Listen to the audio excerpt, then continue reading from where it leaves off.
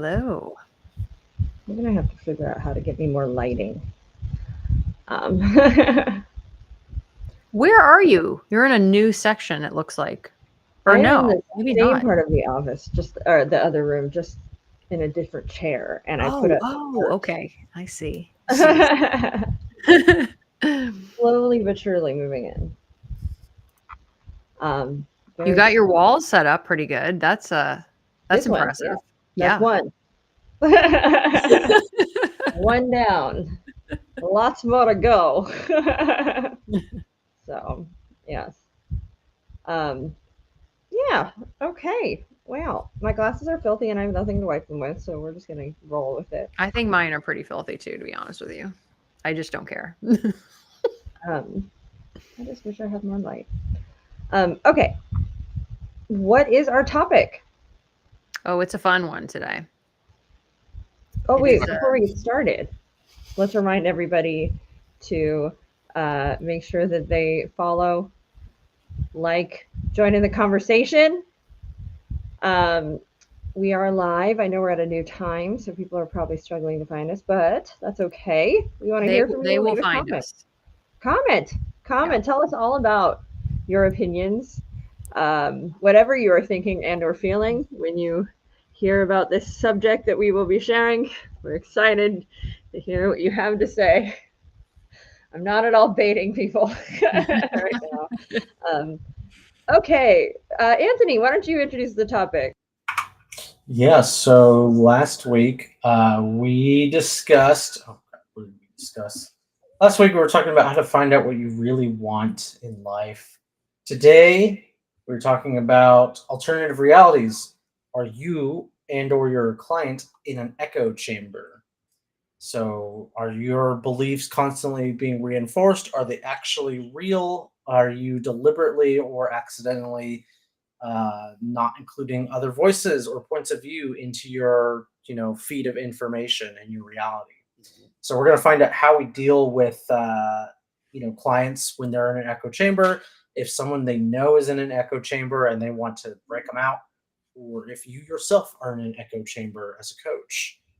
So those are kind of the three things we'll be talking about today, and it will be polarizing, and I'm sure the people on Facebook will absolutely love this topic. So to get us started, what's an echo chamber, you guys? Who's taking this one? I'll give it a shot. Okay. My definition of what an echo chamber is, I don't want to say willingly, because I feel like most of the time it isn't willingly. It is you remaining in a space that provides feedback very similar to your own for a multitude of different reasons. Let's keep it at that for the moment. So you're in a space where you don't really have opposing opinions on certain topics or a topic, again, for a multitude of reasons. So, in Jerome's definition, the echo is from your own thoughts, right? The other people are echoing those thoughts. It could be people, it could be just your environment in general, like online, something like that. Maybe the things that you watch. Media, I would say, is a big one. So Yeah, I would agree. one of the things that we have to talk about, I think, when we talk about this is algorithms. Mm-hmm.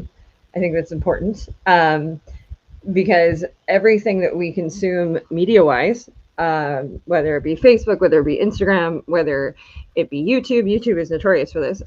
Very good at this. There's actually very good like limited series podcast called Rabbit Hole if you want to follow up more on it.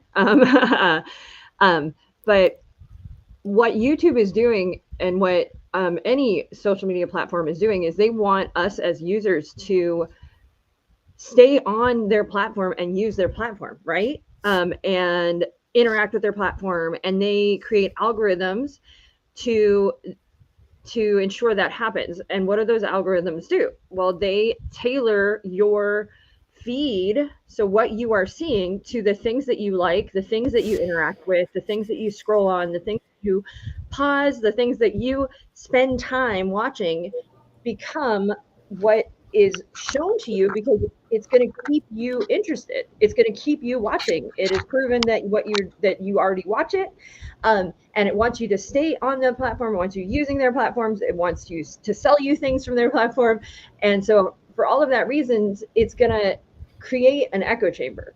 Like that is what is going to happen on any social media platform you're using, because if they start to show you things you don't agree with and things you don't like, you're going to stop using their platform probably, right? I mean, we tend to want to reduce cognitive dissonance, and so if our platform is showing us things that make us uncomfortable, that we don't agree with, or we're going to be more likely to not use that platform or not stay on it as long.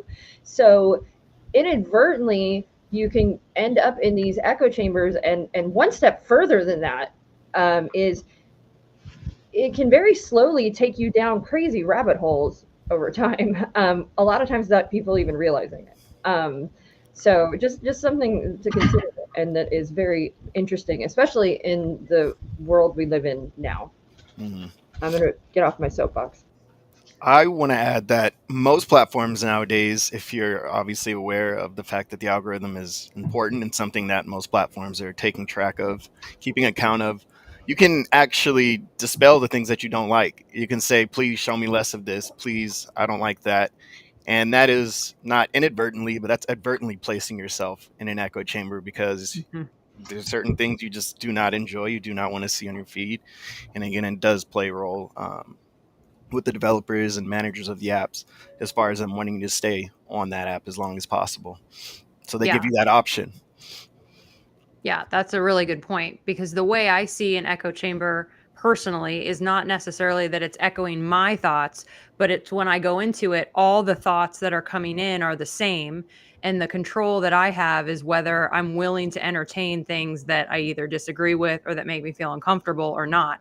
And if I'm not willing to entertain that, then yes, I will put myself in an echo chamber of getting all the same thoughts and opinions and perspectives on a loop, whether I, you know, already thought them or not. To me, it's just kind of like a swirling, like almost like, I don't know. I was thinking of like ping pong, but it's this. It's the same player essentially is just hitting back and forth, and I'm just kind of listening and watching. So that's kind of my take on it. I don't know if it's actually accurate. I think it is. Yeah, go I ahead, think Brett. that's a valid point too, though. Like you can end up in echo chambers that you don't necessarily agree with on Yeah. accident, or maybe on purpose. Who knows? It could absolutely happen.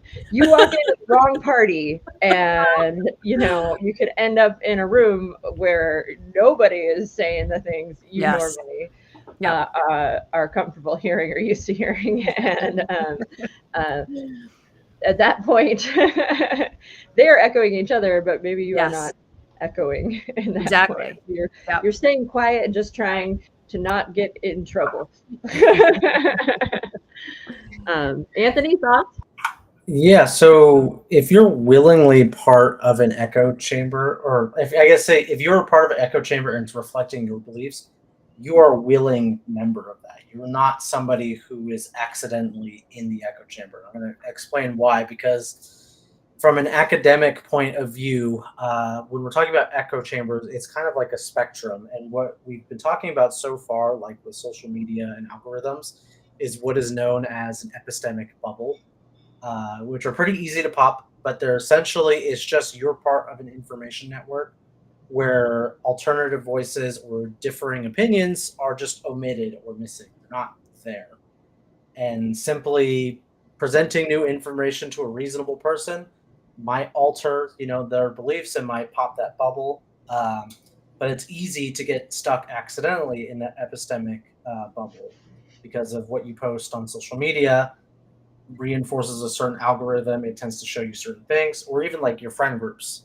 I've got a friend group who are pretty much all liberals. So I'm in this little epistemic bubble, Mm-hmm. but I can freely choose to move, in and out of that.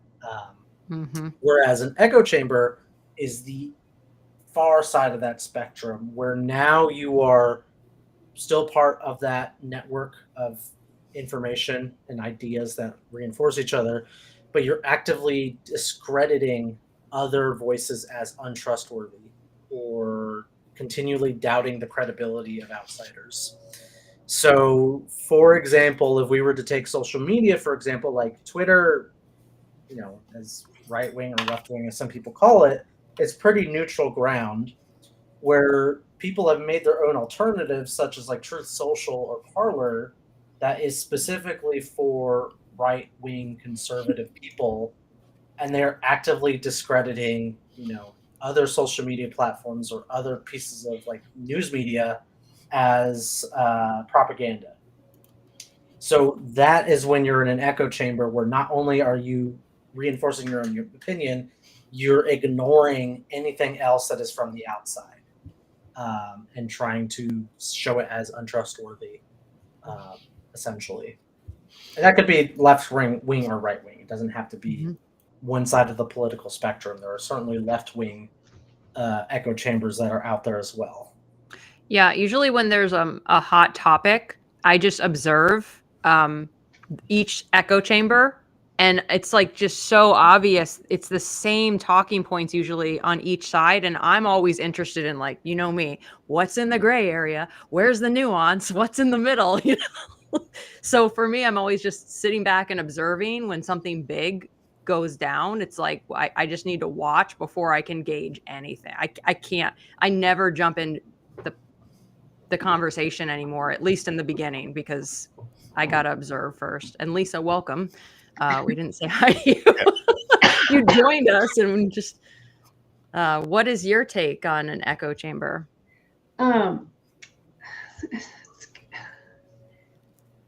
I hate to jump towards the politics, but it feels political, like you have the sides of things.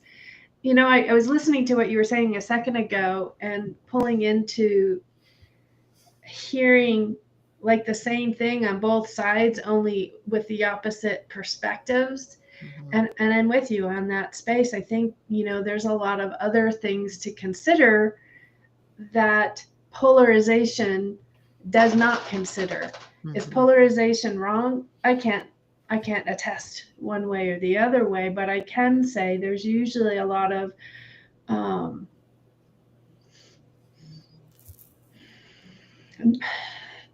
thinking that supports, which this is all what you've already said, thinking that supports and putting in front of you of what supports your viewpoints versus putting in and actually doing the research yourself versus somebody else telling you. I know a lot of people will allow others, on the social medias and on the platforms of anything media wise, will let them tell them what a particular topic is and how it should be viewed.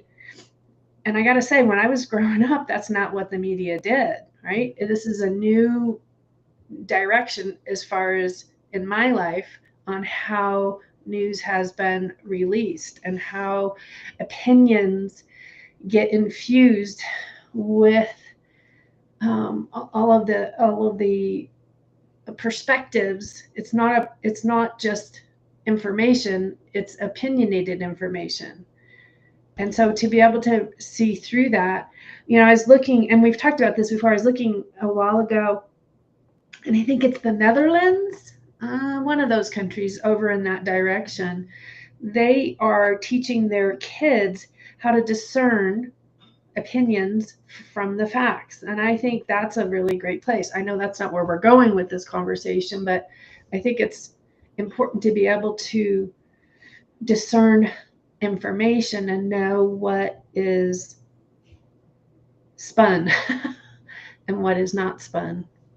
Yeah. I'm also thinking of, how all of a sudden I might have been speaking about something and all of a sudden it's showing up in my news feeds, the Big Brother effect. Yeah. I read George Orwell back in high school and I had to read it again because I didn't really understand it. That was a little while ago. And we're in that living space. Everything is seemingly being recorded, seemingly being spun to, seemingly being marketed to.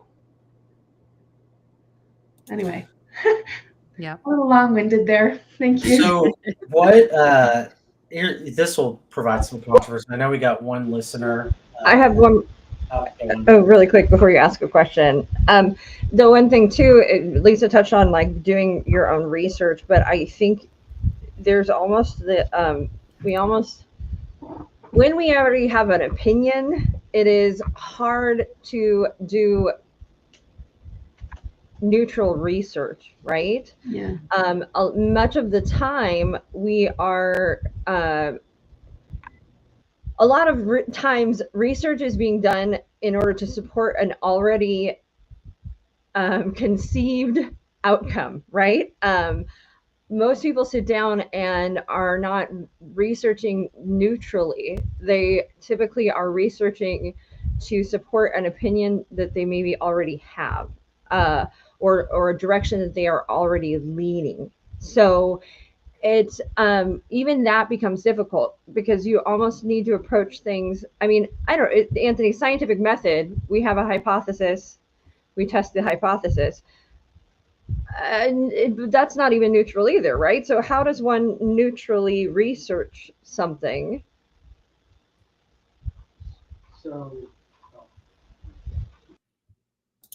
So that's kind of the problem with people getting their news. Let's say not locally, like either through mediums such as cable. That was probably the most primary way people got their news, and then the internet. Uh, you you kind of can't get it neutrally. Like the only way you could get a neutral, balanced, maybe the most objective viewpoint would be to be at the location yourself on the ground, being the reporter, um, and then making an opinion for yourself after the fact in terms of any one thing. Anytime you put on the news or put on your feed, it's not neutral. It's being filtered through someone else who has their own agenda, and maybe not even agenda, just maybe leaning. And I know there's that website, Brooke, that you have that sort of like shows you like, okay, Shows which way they lean. yeah, which And way the they blind lean, and spots like and stuff. the amount of sources that are coming from each, and it's mostly Yeah. just left versus right. Right. Who's talking about this? Who's not talking about this based on which side they lean. Yeah. Which is already kind of like our own little American echo chamber that we're in. It's True. it's that American echo chamber that we're in because we only see things from a either conservative or liberal point of view. So that's why on that website it shows you a certain percentage is red, a certain percentage is gray, and then a certain percentage is blue. And that's the only way we can think about things, and we just kind of accept that as the way we are. So that's a very specific American echo chamber that we're in, regardless of whether you're liberal or conservative. But that's just one example. Or neither. Some people are somewhere in between. Yeah, but even like thinking of the neither between two binary things, like that's not, a thing in other countries. Yeah. I'm talking countries that have like multiple political parties, or different axes that they think about themselves on. Right. But Americans tend to be mostly focused on the left versus right, sort of binary. Yeah, Emma said that sort of binary spectrum. Mm-hmm. We tend to worry about. Brooke, were you going to say something? Brooke forgot. So my question was earlier, what kind of echo chambers do you think where you guys are in right now? This is like a little quick question. Oh, I love this question. I'll start, and this goes into like literally doing your own research versus seeing what you're told all the time. I'm of the opinion, and this will be my controversial topic. I'm of the opinion that for the Israeli-Palestine thing that's going on, Israel is clearly in the wrong. I'm talking Zionist Israel. They're clearly in the wrong, and Palestinians are clearly the victims of, maybe genocide. I'm not too particular about that definition, but we'll just say that. I'm in an echo chamber in that only because my social media and the people around me believe that and are telling me that, and I don't really trust Israeli or Zionist state media telling me otherwise. The reason why I'm calling it an echo chamber, though, is because I've never talked to anybody who believes otherwise. And I've never spoken with somebody who is of a differing opinion. And I've never been to Israel. Um, and that's why it's an echo chamber. So I believe something to be an opinion that I have. I can see that, you know, it is conditioned by the social media and the people I'm around and maybe my own reasoning about it. But I've never encountered anybody who has taken the other side and the other stance. I'm only filtering this through what is shown to me. So I'll say that is my echo chamber that I'm in. I have an interesting question, Anthony, or at least interesting for me, because when I think about that, and I think about, I wonder, do you want to hear the other side? Like, do you? I'm fine with. But I'll let you. Wait, what did he say? Lost you there for a second, Oh, Anthony. Brooke muted so I could talk. I didn't know if she had anything. Do I want to hear the other side? Not particularly, because it doesn't really affect me in a way, but I would be open to it.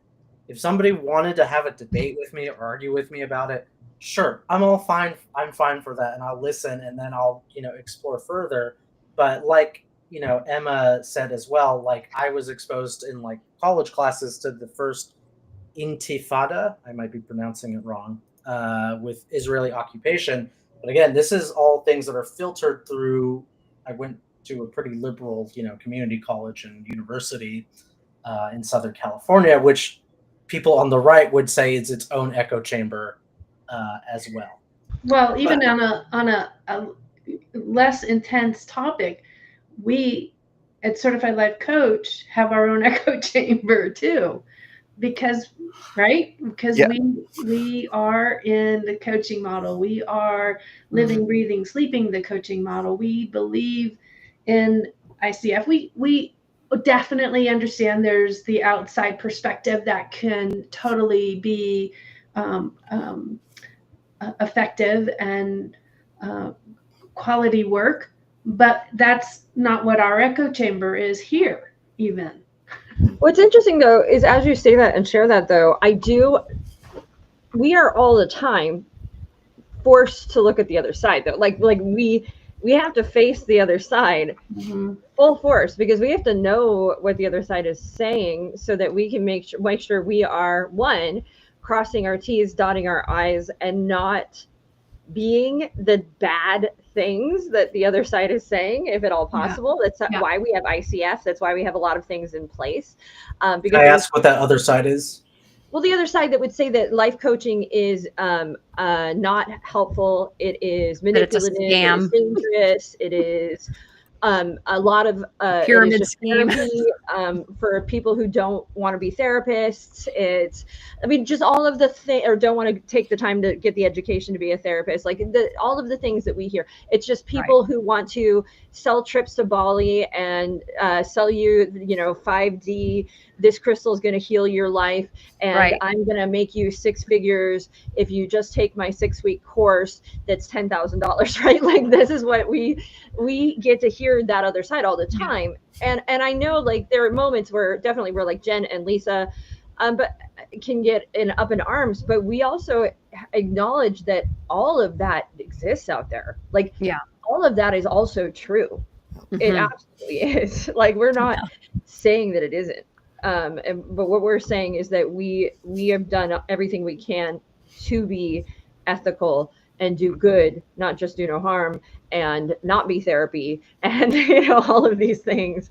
And we have to listen to that side so that we can make sure we're not being those things or doing those things. We have to listen to the other side, the other perspective, so we can create distinctions around what it is we do. That's super important. And I think it's super important for any practicing coach to understand the distinctions behind what people might say that don't think highly of coaching. because there are real distinctions from what they're talking about versus what you have to offer usually. Mhm.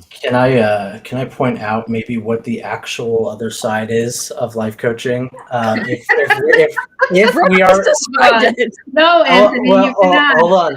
If we are in our echo chamber at CLCI, maybe ICF, who is it that we automatically distrust or say is wrong or is maybe biased? I can give you a perspective. Uneducated life coaches. That's it. That's right there. It's people who do not have ICF credentials. And like No. Hold on. No. No. I'm not done yet. I'm not done yet. I'm not You've done got yet. an argument to distinction. present. I'm not done yet. I'm not All done right. yet. You better come back to me. Look at her. She's going, This is nice. We're breaking the echo chamber. There's there's the bubble that's like, oh, maybe like the BCC or the National Board of Health and Wellness Coaching. But I'm talking people who just do not bother getting any education and then call themselves life coaches. Those are the people that we're in an echo chamber about, where we're like, they are not to be trusted. And so non-certified coaches, non-educated. Not right. even Not educated. non-certified, non-educated. Right. Those are the people, when we're in our own echo chamber, we say they are not to be trusted in any opinion that they may have on life I coaching. don't know if we say any opinion. That's a little. I'm sort of. We strongly caution against trusting without like severe like vetting of. I'm going to say this, like, what even if it's not cautioning against, what we're going to say is you have no idea what you're getting. You're going into that having no clue if whatever you're getting is actually life coaching, because we have a very specific definition of what life coaching is, right? Right. And without that framework, you have no, it's a gamble. You don't know what you're going to get. And there's a lot of baggage that comes with that, not knowing what that person is doing, good, bad, or otherwise. And sometimes that can be very damaging. Sometimes it can be very helpful. Sometimes it can be, it can go a number of ways. I've seen it go 1,000 different ways. But it's essentially what we would say is it's a gamble. It's a gamble, it's what you're getting. I just want to say, though, that the sign that you're in an echo chamber is instinctively distrusting or dismissing any news or fact that comes from a source that's not aligned with our group, which would be ICF accredited institutions. Which we don't do. We are willing to look at non-ICF stuff. What is the couples coaching one? I love them. They're not ICF accredited, but absolutely love everything that they do put out. follow the coaching model in the sense. What I'll say is a lot of times we lean towards that way because we're trying to educate ourselves, and we want those hours to count for something, right? So and maybe it's a self-perpetuating model, right, where we end up biasing towards those schools because it's going to help serve a dual purpose for us when it comes to credentialing. But that being said, I think there is plenty of education out there that we still appreciate that may not necessarily be ICF. Oh, heck yeah. I'm doing yoga. I love it. I'm getting trained in yoga, and that's not education that is ICF accredited or credentialed. Is it yoga? It's going to have some sort of credential. I don't know enough yet, but yeah. It's interesting though, as Anthony was sharing, his stance with Palestinian and everything, which of course we are in an echo chamber here because I agree with him. But one of the other big topics for me that I'm in an echo chamber about is ocean conservancy, and not just ocean conservancy, but earth conservancy. And I don't want to hear the other side. No, you're never going to tell me that deep sea mining is greatly benefit. No, part of me just wants to be F you, go away. And I have a very strong visceral reaction to that, where there's a hard stop, a hard pass for me. I have no desire to be sold on anything else other than like protecting the earth and the ocean. Like that is very important to me. So it's just that for me is something very, it's interesting and I know it exists, but I also have zero desire to change it whatsoever. None. But I think that's true. I mean, I think it's true when you're in that echo chamber concept. I don't think for the most part, I mean, we as coaches and in the coaching model, are open to hearing things. But when we're in that space of really a deep belief and a deep value that we add to those things, we're going to be very biased against whatever the opposite side is saying. It is the nature that we seem to lean towards. So I don't like what you just described, Brooke. Like I get it, but I don't like when I feel like that. So I will intentionally listen to the other side as much as it absolutely feels excruciating sometimes to me, because I really want to be able to like view everyone as a human.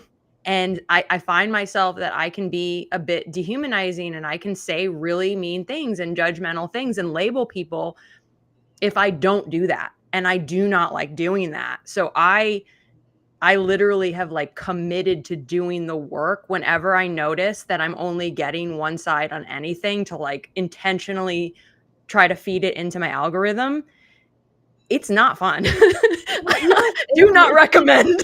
It's like, but that's what I do. That, like, I commend you for doing that, but I also know that I can be in the same room with somebody that has a totally different opinion, and I can empathize with them and I can completely disagree with them, and I can still talk to them and I can still not label them as one thing or another. I think my whole life has been a practice in doing that, because there's a lot of people in my life that I do not agree with. And there were times that I spent a lot of time and energy trying to change their opinion and trying to change that. And I reached a point where that was exhausting to me, right? So that was like, and a lot of times they were in the same place I was, where we were just going to be smacking into each other over and over again, and nobody was going to do anything except we were just going to be annoyed with each other, right? And the option with that is you can stop being around that person or talk to them. You can know that you have differing opinions and sort of, I guess I can sit in the room with them, I can listen, and as long as I'm also allowed to share my side, I can exist in that space, right? If that comes up. Sometimes though, because of my past and my anxiety and my people pleaser and my trauma, I don't always share my side. And those moments do eat at me on occasion, where I'm like, darn it, I should have said something right then. I should have put my 2 cents in, and I didn't, because I just wanted peace more than I wanted an argument. Maybe that's the best choice for you sometimes, is to choose peace over whatever else is coming. So maybe that's not always bad. Sometimes it eats at me, right? Because I'm like, oh, I wish, But I think those people you're describing know you, and they know of you and how you have shown up before. So in some fashion, they've got to know that you're not in agreement with them and that you are choosing peace, right? Yes. Yeah. Absolutely. I would say absolutely yes. But at the same time, yes. And I'm thinking, of course, of family members. These are mostly family members. And we have had moments where we have not spoken. We have moments where we have spoken. We've had the whole gamut, right? And now the general consensus is we just sort of just scratch the surface if it comes up at all, and try not to bring it up at all. And if it does come up, it's, depending on the moment and the energy. The last time I didn't say anything, I was physically stuck in a car, and I was going to be in the car for 3 hours, and I chose peace. That could have been a great way to make the car ride go by fast. Oh, goodness. No, I tried to change the subject as quick as I could to dad jokes. And then that was thank God. But yeah, that like, but still, I still have that moment that goes in the back of my head where I go, darn it, I wish I had said something. But I also know that is just so ingrained, in them that I've for 43 years. Yeah. Not that I was a baby trying to change their opinion on anything, but circling back to echo chambers, though, I feel like we've gone off into the weeds Yeah, here a bit. that question though, what echo chambers do you think you're in? And I could be wrong, but I don't think that I knowingly know of any that I'm in because I engage in a conscious practice to see them and extract myself from them.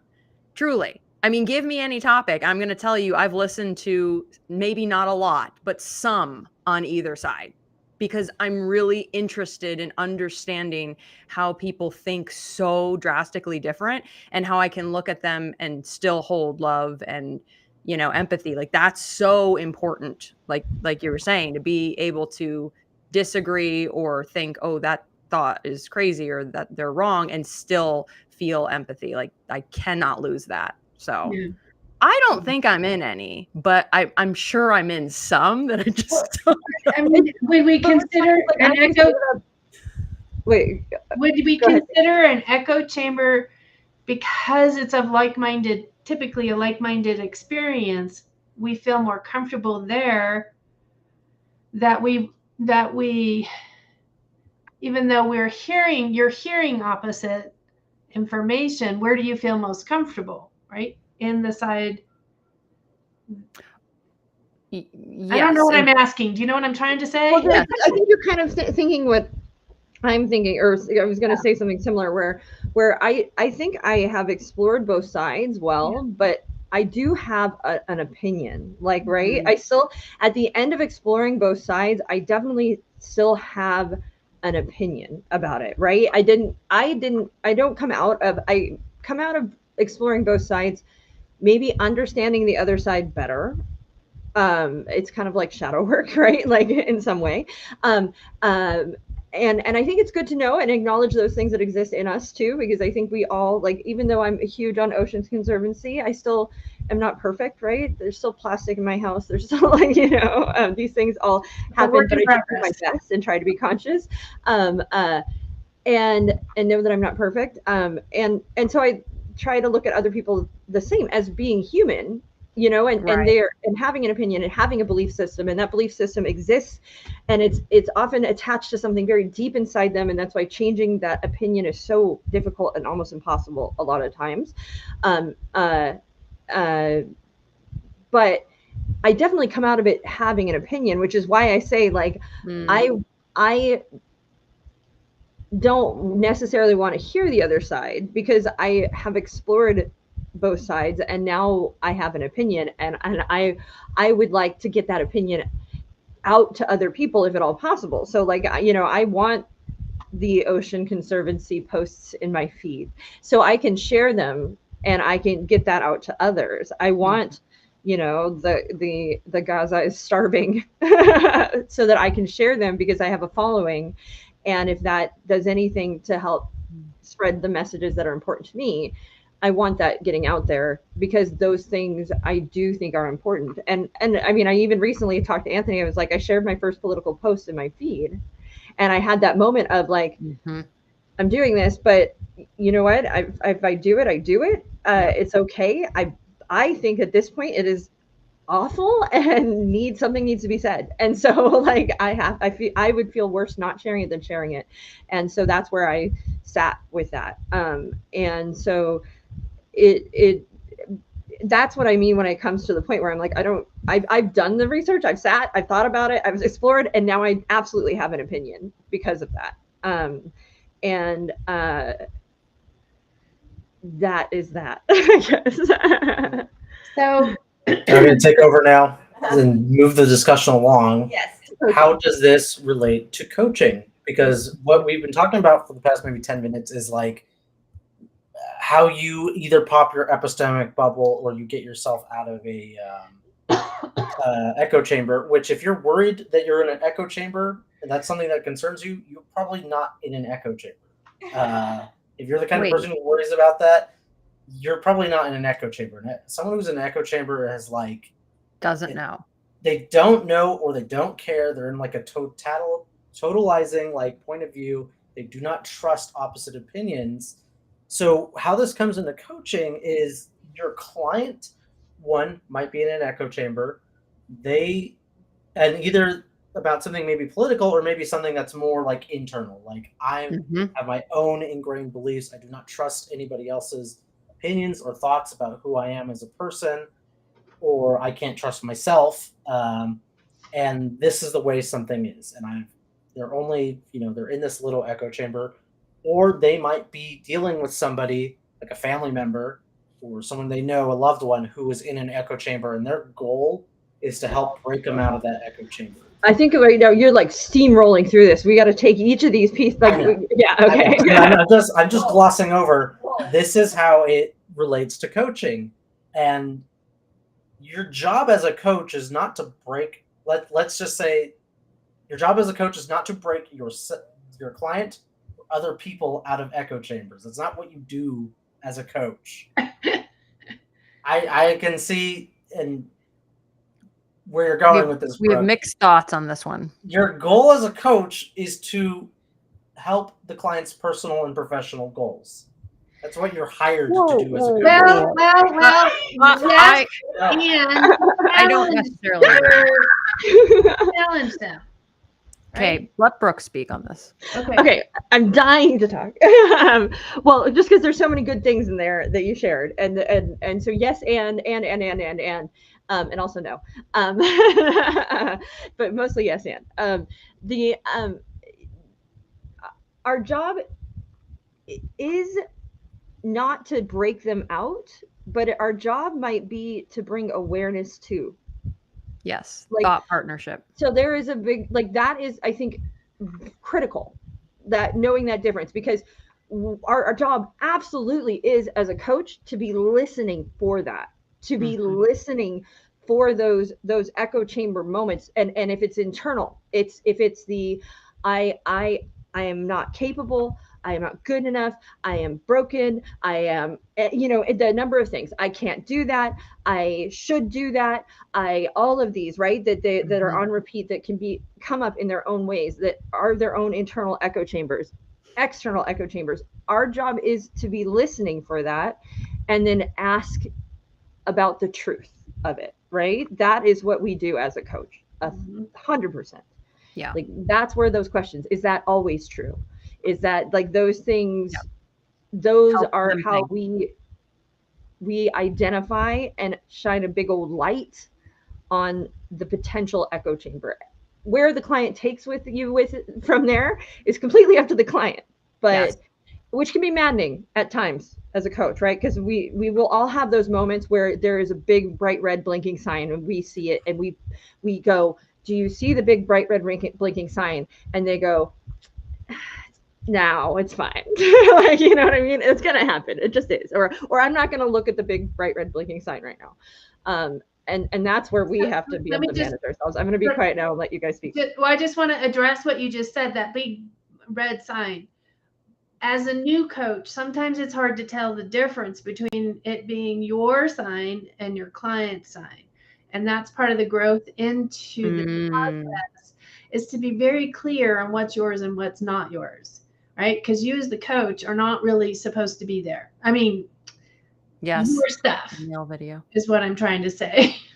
Yes. The stuff that you are recognizing really comes from the seat of your client, and that blinking sign that as they're speaking, that is their stuff. So it's to really, really hone in on that skill set. That's all I wanted to add in that space. And yes, Emma, I thought of the nail video too. As we were talking here, it's like that moment for that person is not about the nail as much as you might sit there and think it's about the nail.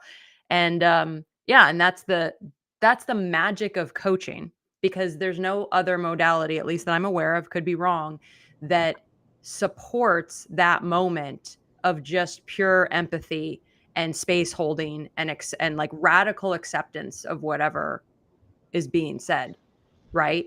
I mean, what other modality does that?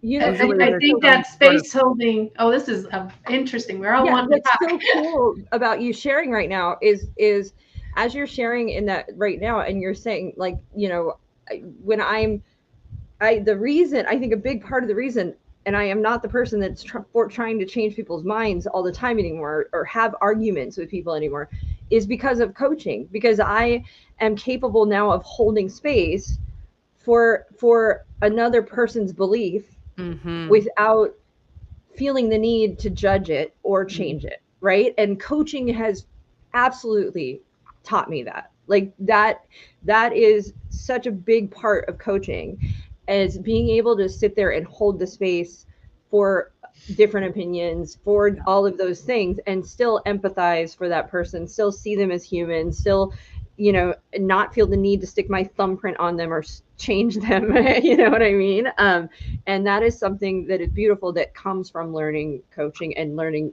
the ICF's version of coaching. There's our echo chamber again. Yeah.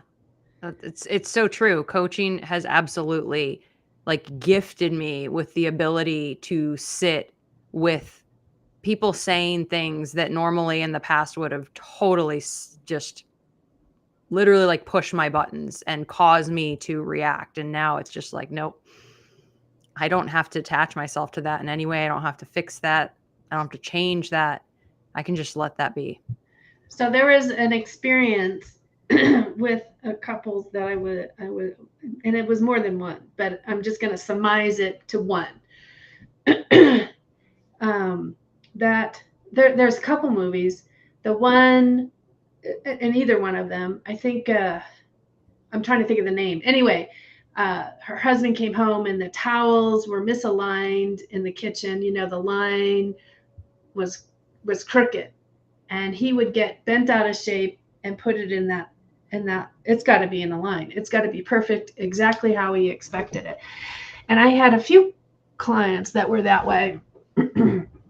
and when I was in the beginning of working with couples, that really pissed me off, because I'm thinking, oh my gosh. And so recognizing that's mine, and if they don't have a problem with it, that's their perspective. And frankly, that goes to therapy on that side of the fence. But I was having trouble with it, and I had to learn that that wasn't my story, that wasn't my trigger, that wasn't my work with them. My job was to listen to what they were there in front of me about and work with them on that. I saw Emma's question. So what was the process by which that got easier? And I think what she is asking in this moment is the being able to hold space without judgment, right? Without it being us having to change a person, right? That red sign or what have you, or difference of opinion. And a big part of that is just that practice in coaching. I think I think a big part of it was mentoring helped a lot with that. And then just really, because when in that process, we have to be really conscious of the ICF coaching model. And the ICF coaching model is very specific about the way we can ask questions, the way and our biases. We can make observations, and it's this very strong forced self-awareness that comes up. Like you have to bring a lot of self-awareness to the way that you are coaching, and that you're doing it in a way that is this sort of blank space, a non-judgmental, empathetic space, right? Where we can hold space for somebody, they can feel safe.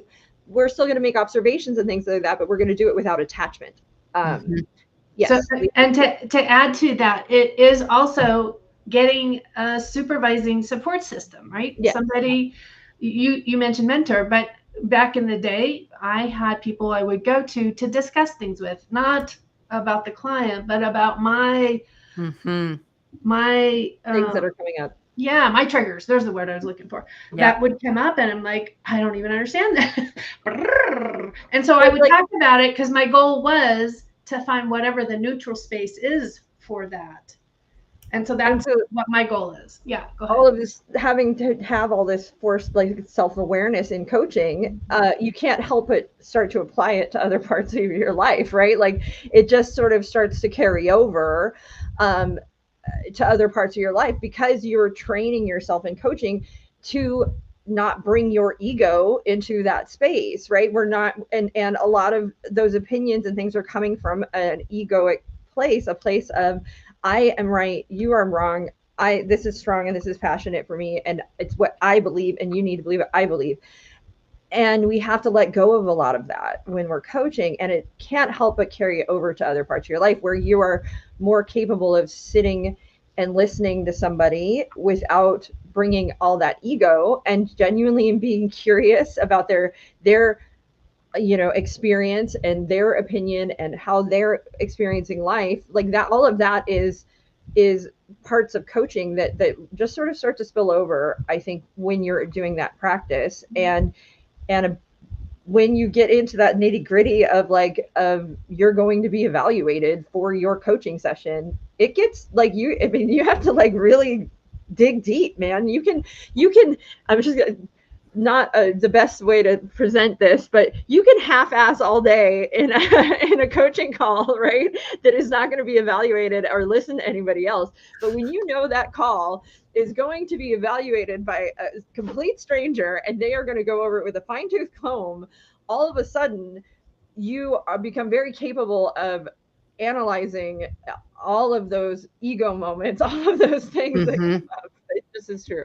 Sorry. I would agree with you. I think that self-evaluation really, while in the beginning of having that, even mentoring, you kick and scream a little because you go, but then when you let go of that, like you're describing, Brooke, you let go of that and you really just dive into it and you see the results that come from it, it's completely different. And having that client take ownership of a perspective, even if they wind up pivoting, right? They were going down this path, something came back up, you were able to coach them into a pivotable new word, pivoting moment that they are now able to create this into a different thought frame to see really how it blends in with who they are and what their values are with it, and it gives them opportunity to think outside the box. I mean, that's really what a lot of what we do is as well. One of the things that I did when I first got certified was I took the reflection Oreo from class, which is, I don't know if I'm actually doing it verbatim, but my version of it was, what did I do well, or what am I proud of? What is my area of opportunity based on that call? What do I see that has, I didn't call it a weakness, but I called it an area of focus for next time. And then also, what do I want to acknowledge for me? Because acknowledging what came up for me in the experience of coaching as a new coach was really, really helpful to my learning process. One, it helped me recognize, like, oh, this isn't a job for everyone. Like, this job requires you to have a lot of your own personal growth in order to be good at it. And so just realizing, like, hey, this is normal. I'm human. Stuff comes up, and like you said, Lisa, having someone to talk to about that kind of stuff, we are so fortunate to just be here, right? But having, utilizing the alumni group and connecting with alumni, staying in touch with people from class and utilizing them. I still will connect with people from my first class. I mean, it's amazing. And we'll just chat and we can share coach things, not about the client, but about our experience as the coach. And I have found that process to be super helpful. Jerome, did you raise your hand? I was waving bye to Emma because she is now leaving. So, Oh. yeah. Yeah. Well, Emma, thank you for joining us. That's great. We appreciate you. And So, I think this what is marks left? the end of our live because we're at that 4 o'clock time period. So time Are we flew doing by. final thoughts or no? Well, I think I've shared enough, and I've Okay. got to hop off anyway. So I have a final can. thought. I am in an echo chamber. I realized it during this conversation. I am in a late 90s, early 2000s millennial nostalgia echo chamber. Like bad, okay? I think it's like the best stuff in the world, guys. It's bad. So I will finally admit I'm in an echo chamber. That's hilarious. I'll give one final thought. I think opinions are really important. So I think it's important really to try and I know everyone's gonna at the end of whether or not you research one side or the other, you're gonna come away like what we kind of discussed with an opinion. I think they're important because they make you up as who you are as a person. You're personalized by your opinions. So all I would ask is next time you're out doing your research, maybe don't go to that one medium, that one platform, that one station that you always watch. Maybe switch it up, just kind of see what's on the other end. Because if you're just listening to one of those every time you're looking for information, is that really your opinion? And that's kind of how I see it. It's nice to have both sides to kind of actually genuinely form an opinion based on a particular subject matter. I think even ask yourself when you're watching or participating with something that's not normal, how would that be if I believed in that? What is my thought process around Mm-hmm. how that could be something that I thought was a good idea or something along those lines. Yeah. Just to really get into that empathetic conversation or thought possibility. Anyway, thanks. Yeah, I try to, especially when it's a hard disagree, like where I literally think this person is not right, like something like that. I really will go through and say, how could this person have been raised where that is what is the most logical, sensible, and true belief for them? And I just realize like we are all shaped from childhood in so many ways that we just don't even realize. And so usually that helps me form compassion and empathy in some way. All right. With that, we will sign off on CLCI Live. Join us again next Wednesday at 3 p.m. We'll go over another interesting and riveting topic. Be sure to like, subscribe, share, and comment on our videos. And if you want to exit your echo chamber and join a different echo chamber, take Coaching 101 and 102. It is the correct echo chamber. You'll learn how to be a wonderful, neutral, objective coach for your clients and hopefully break them out of their negative echo chambers. All right. See you guys next week.